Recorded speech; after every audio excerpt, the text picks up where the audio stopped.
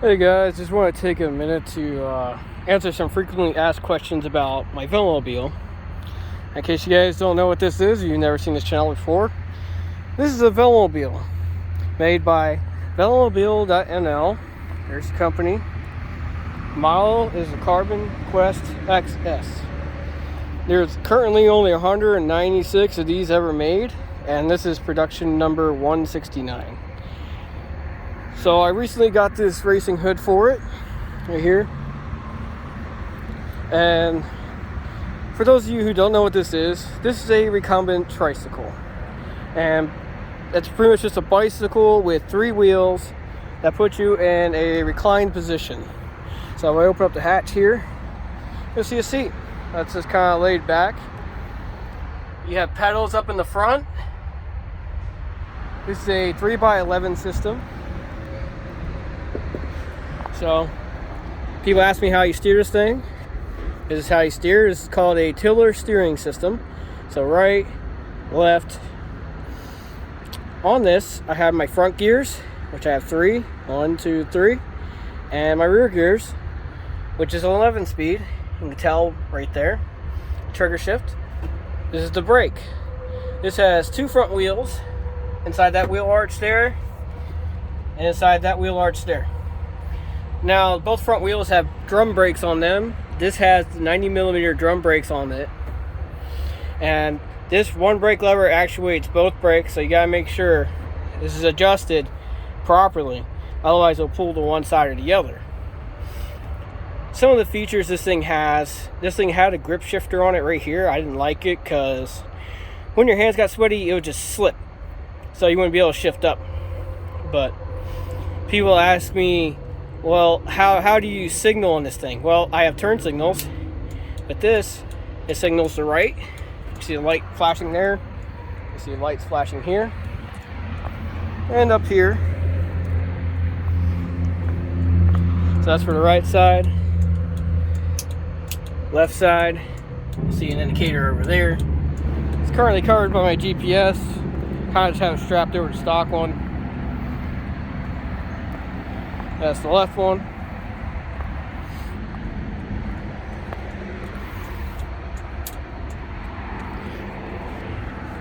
Back here it has a tail light and brake lights. Center one's obviously the tail light. This one's on when you have the switch turned on. When you hit the brakes, these light up. When the parking brake is applied, these turn off. That's why they're not on right now. This is how you would pick it up to move it around, to kind of turn it around. So if you need to turn around on the road, this thing has a very wide turning radius. So you would have to keep putting your feet through the bottom. As you can see in here, there's little footholes in there. And those are there for you to put your feet down through to back it up and turn it around. If you have the parking brake off, you just grab the D-ring here. You just turn it around. So just walk it around in a circle, turn it around, move it forward, backwards, and just set it there. Now it's always a pretty good idea to have the parking brake applied so it doesn't roll away, as this thing's all made of carbon fiber and it's very expensive to replace and fix. So it's always best to keep the emergency brake on when you're not using it. This has 2 20-inch wheels in the front. I'm running Schwalbe 1s on the front. It has a 26-inch on the rear. I'm running a Schwalbe Kojak on the rear. It's pretty muddy because I ride in the rain. People ask me how's the visibility in it, and you have mirrors on here so you can see behind you. You can see on all angles in the front of you. People ask me how visible it is to drivers, and well, on the back, that's just one big reflector. That orange piece, that's one reflector. On the sides, all this is reflective. All the white, all the lettering, the stripes, it's all reflective. Even the Quest part and the Quest XS, that's reflective. The stripes up here in the front, that's reflective. And of course, you have 2 headlights. They didn't all come with 2 headlights. You have to order this from the factory like this. So I opted for the 2 headlights like that. cone mirrors. Doesn't usually come with cone mirrors. I got them with matching colors, so I like things that match. Unfortunately, I didn't get the hood at the same time, so the hood came in a little darker color than the rest of the bike did. The racing hood is a unique thing to talk about on its own. On here, this racing hood has what's called a pin lock visor. Now, what's special about a pin lock visor is you can put an insert in there and it stops this whole area from fogging up. It'll fog up in the corners, which doesn't really matter because you're going to be looking through the center for the most part. So that's why I opted to pay extra for a pin lock visor. I've used it on my motorcycles, and that's where you'll most likely see it, is on motorcycles. But since it's going to be hot and humid in there and I'm going to be using this in colder weather, I figured it was a good investment to do that. People ask me, is this thing motorized? No, there is no electric assist, no gas motor, nothing. And you can put an electric motor on there, such as the Bafang motors. You can put them on there. They sell. Velomobile.nl sells the bottom brackets that can accept the Bafang motors. So that's pretty cool. You could turn this into what they call a micro EV, which is a really small electric vehicle. And I've seen people put solar panels on these, so you can see you got all this unused real estate up here. You could probably just tape on a solar panel up there and get your electric assist on. But I chose not to have electric assist. For the most part, I'm cruising around 17 to 20 miles an hour average on this bike. So most electric assist will cut out around 15 miles an hour. So therefore, the electric assist wouldn't benefit me for the most part. The only part electric assist will benefit me, and that's for me in this area. I live in a very hilly area, mountainous area. So there's a lot of climbs to do on roads. So now with all that climbing, that's where the speed gets reduced at. That's why I get 15, 17 mile an hour average speeds, is because hill climbing, especially on steep hills, I climb at like 2 miles an hour. Sometimes I gotta stop and take a break because it has road gearing on there. It's 1132 in the rear, and it's a 3x in the front. Not sure what it is, but the rear cog just does not have what you need to be able to climb really steep hills with a lot of gear. It's okay if you're not carrying a lot of camping gear, but right now I know you can't tell, but I currently have 35 pounds of camping gear stored inside here because I was going to do a bike packing trip this week. But you can't really see that. So another thing I get asked is, well, it looks like a car. You get pulled over a lot. Not really. I've been pulled over one time with this Velomobile, and that was by my local township police. They stopped me the one night. I was doing probably 50 miles an hour at 35. They didn't pull me over for speed. They don't have radars in my small town that I live in. So they pull me over. They're like, what the heck is that thing? Is it motorized? They pretty much look at the back and they don't see a license plate on there. So they think this is not a registered motor vehicle. This is an unregistered motor vehicle, so they pulled me over to check it out. And I got out, talked to them. Also, at the time, I had my gun on me, so you know they talked a little bit about that, and we kind of compared what kind of guns we were carrying. And it's cool to have laid-back police like that because they know that I'm a concealed carry holder, and I carry mostly for the fact dogs would chase me. Nothing to really use on people, so. And they know I put several dogs down for the most part. But unfortunately, that's just the way it has to go. When I'm not in my Velomobile, I'm very vulnerable on a regular bicycle. So when dogs come up, they can attack my legs and stuff like that. And I've had a dog attack my leg, and that's what prompted me to start carrying. So people ask me, do you have to have insurance on this? No, you do not have to have insurance on this. This is a bicycle. However, insurance is available for your bicycle. I insure mine through Velosure. Currently, I pay about $170 a month to have it insured for the price it costs to replace it. The current cost to replace it is around $20,000, so that's what it's insured up to. In case I were to crash it, roll it, someone were to run me over, or crash into me, or pull out in front of me and I can't stop, I should be covered. Or if it was locked up to a non-movable object, so usually I lock it by this, since the D-ring is not removable. I lock that to like a pole that you can't get it up over. And if it were to get stolen, it should be covered by my Velosure insurance. So the price I paid for this was $11,000, just under $11,000 after shipping. I was paying over $11,000. I opted extra after the fact to get the racing hood, which is this part. That part alone cost me about $850.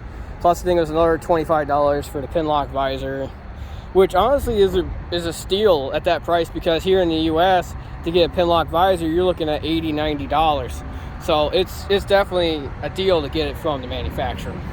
Manufacturer by far has been the best person to go to get things for cheap for this bike.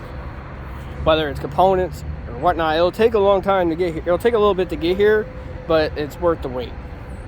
It saves you the money if that's what you're after. But here are your parts right now. Most times local bike shops aren't going to stock the parts that you need, so that's kind of one of the downsides. This takes odd sized tires that aren't really used anymore. The 26-inch slicks on the back, no place stocks those. Schwalbe even stopped making the Kojak, which I'm mad at Schwalbe for. I tracked one down in British Columbia, or not British Columbia, the UK. I bought it on eBay. And 20-inch Schwalbe still makes the 20-inch wheels, but a 26-inch Kojak, I mean, it provides a good cushion surface. It had a white contact patch. It's just a good overall slick tire. You really don't need much more than that. So, another thing is, people ask me, how fast can you go in it? Well, you can go as fast as you can pedal, is the smart aleck remark to it. The technical answer would be, with the racing hood on, I've achieved speeds regularly going downhill at 65 mile an hour max speed. 65 miles an hour max speed with the racing hood on. Just imagine this little tiny thing going 65 miles an hour. I will tell you, from that speed, it is near impossible to bring this thing to a stop. When I was going down a really steep hill in another city, off a mountain, there's two traffic lights at the bottom of the hill, and what happened is I had to run the first one, and I was able to bring it to stop by the second one. It took it about a quarter mile to come to a complete stop. Now, like I said, this thing has some brake issues I have to work out. It involves taking the whole wheel strut suspension off of it. Another question I get asked is, how heavy is it? It looks like it's big and bulky. It looks like it's going to weigh a lot. Interestingly enough, this thing only weighs about 55 pounds, which is approximately 20 pounds more than your average Walmart bike. So, if you're going out there and you're buying a Walmart bike, just put 20 pounds on your back, like a camelback, and that's what you're riding right here. That's when it's empty, okay? I have this thing loaded up with about 35 pounds of camping gear. I also usually carry a 3-liter camelback in there, just because with the racing hood on, you can't use a regular bottle because you got nowhere to stick the bottle up to take a sip from it. So I use a camelback bladder, and that works fine. Plus, I do longer rides with the hood on because I don't really have to worry about the cold, I don't have to worry about the rain, especially in the fall this time of year. It starts to get a little cooler out at night, so when I'm out late at night, I don't have to worry about bugs smacking me in the face. I got the visor, and I'm pretty sure I can find some bugs splattered on the front. Yep, there's one right there. There's a bug trying to hitch a ride right there. Flew away. And I'm pretty sure I got some dead bugs on my mirrors. Yep. So, like I said, I can go pretty fast on this thing. On the flats, I can cruise around speeds at 25 to 35 miles an hour if it's completely flat for a while. So A while, I mean, usually about a mile. You can probably get up to speed pretty easily, unless you want to put down the power to get up there really quickly. Man, that runoff in the background is just beautiful. That's why I like this area. But people ask me how much, like how expensive, aren't you worried about other drivers? You know, I'm like, I need to explain to people that it's not on the cyclists to avoid the drivers, okay? It's on the drivers legally and safety-wise to avoid the cyclists, because I'm riding on the right portion of the lane. Where am I gonna go? I can't get out of your way. If I go left, I'm steering into oncoming traffic. If I turn right, I'm crashing into a sidewalk or a barrier. So, you know, people need to actually understand the law. The law throughout pretty much the United States, the entire U.S., is cars must give a minimum of 3 feet for passing. So that means if my wheel is here, it doesn't mean pass me right here. Okay, that's not 3 feet. When I say 3 feet, 3 feet is out here. You know, it doesn't look like that much. It doesn't look like that much space, does it? It's not that much space. That's why it's the minimum. So needless to say, if I'm riding in an 8-foot lane and my Velomobile takes up 3.5 feet of that lane, and you're only passing me with 3 feet, you cannot legally keep your car in the same lane as me and pass me safely. That's just not how it works, because your car is what, 4 or 5 feet wide. Let's just say your car is 4 feet wide. You need 3 feet to pass me. You can't pass me in the same lane. So I get a lot of people trying to thread the needle between me and another car. So they'll try to give me the proper passing distance, and then they'll cut in just like that, because there will be another car coming the other way, and I call that threading the needle, because they're just getting right in front of my fender. And it's like, what if you had to slow down? What if I went a little faster? What if I was going faster than you thought? And you know, what would happen is it's on them. It's their fault, because they hit a cyclist. They hit me. Simple. Rules of the road, rules of the trail. You know, bicycles have to yield to horses and hikers. That's how it goes on trails. So, but anyway, rules of the road here in Pennsylvania, where I live, is they just updated the law for 4 foot for safety. So they're actually required to give me 4 feet. 4 feet to pass me safely. Now, people do not follow that law because it is not enforced. The reason why these laws are not enforced, I looked up the penalty for unsafely passing, and it's a $25 fine. An officer is not gonna take up 20 minutes of his time for a $25 fine unless he thinks something else might be wrong with that driver, like he's intoxicated or something. And the thing is, people think it's okay, and people think that, oh, bicycles aren't allowed on the road. Well, let me tell you something. I'm going to do a video explaining my frustrations on that.